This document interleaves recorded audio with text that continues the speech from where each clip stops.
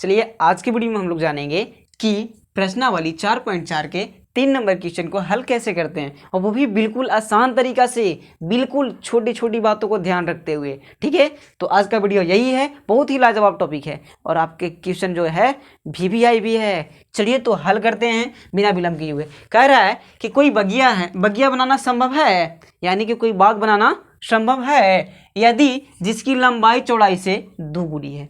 जिसकी लंबाई चौड़ाई से दोगुनी है, लंबाई जो है चौड़ाई से दोगुनी है, तो तथा क्षेत्रफल 800 मीटर स्क्वायर है, तो लंबाई और चौड़ाई ज्ञात कीजिए। यानी कि हम लोग को कह रहा है कोई बगिया बनाना संभव है। चलिए एक बाग हम बना लेते हैं अपने मन से। ठीक है, मान लिया जैसे बोर्डेड एक हम बाग बना लिए। ठीक है, बाग लंबाई चौड़ाई में बना लिए, लंबाई भी इसका है और चौड़ाई भी इसका है। ठीक है, तो क्या बोला है कि बगिया बनाना संभव है। चलिए तो देखते हैं आगे। जिसकी लंबाई जो है चौड़ाई से दोगुनी है, किससे दोगुनी है, तो चौड़ाई से। तो पहले हमको चौड़ाई मानना होगा, तो चौड़ाई को हम मान लेते हैं x। क्या मानेंगे, x। क्या मानेंगे, x। जब चौड़ाई मान लिए x, तो कह रहा है कि जिसकी लंबाई जो है चौड़ाई से, तो x से किससे, x से दोगुनी है।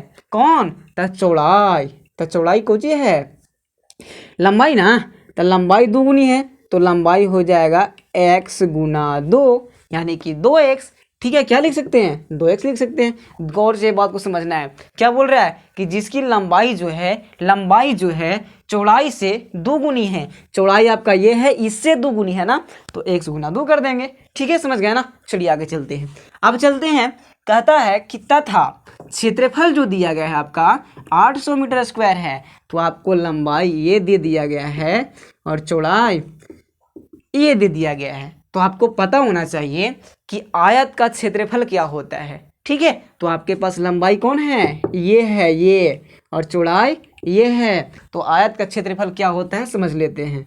ठीक है, तो देखिए मान लेते हैं, आपस लिखना है कि माना कि बगिया का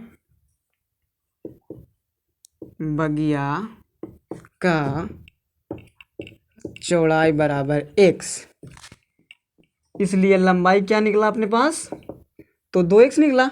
जब x माने तब ना 2x निकला, क्योंकि दोगुना बोल रहा था। चलिए तो अब देखना है, आयत का बोल रहा है, प्रश्न से चलना है, तो प्रश्न से। ठीक है, क्या बोल रहा है कि इसका जो क्षेत्रफल है 800 मीटर स्क्वायर है, तो आयत का क्षेत्रफल क्या होता है, लिख देना है। आयत का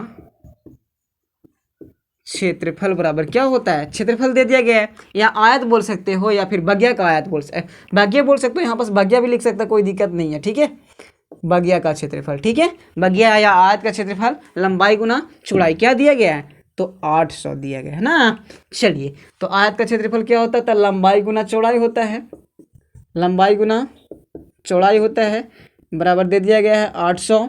चलिए आगे, तो लंबाई क्या दिया गया है यहाँ पास, तो x दिया गया है, यही ना, गुना चौड़ाई क्या दिया गया है, 2x दिया गया, और बराबर 800 दिया गया नहीं। चलिए तो हल करते हैं आगे।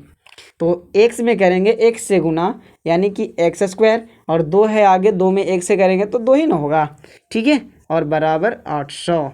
अब चलिए आगे चलते हैं। जब x बराबर हम x स्क्वायर बराबर निकालेंगे, तो 800 बटा 2 नहीं, अब 2 चौका 8, यानी कि 400 नहीं।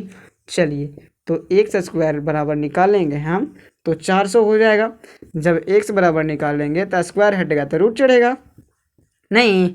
चलिए तो x बराबर निकालेंगे तो क्या हो जाएगा, 400 का वर्गमूल कितना होता है, तो 20 होता है कि नहीं होता है। चलिए तो आपका जो आ गया x बराबर, यानी कि बगिया का चौड़ाई बराबर 20 मीटर आ गया। कितना आ गया, 20 मीटर। तो लिख देना है आपको कि अतः बगिया की चौड़ाई बराबर x मीटर।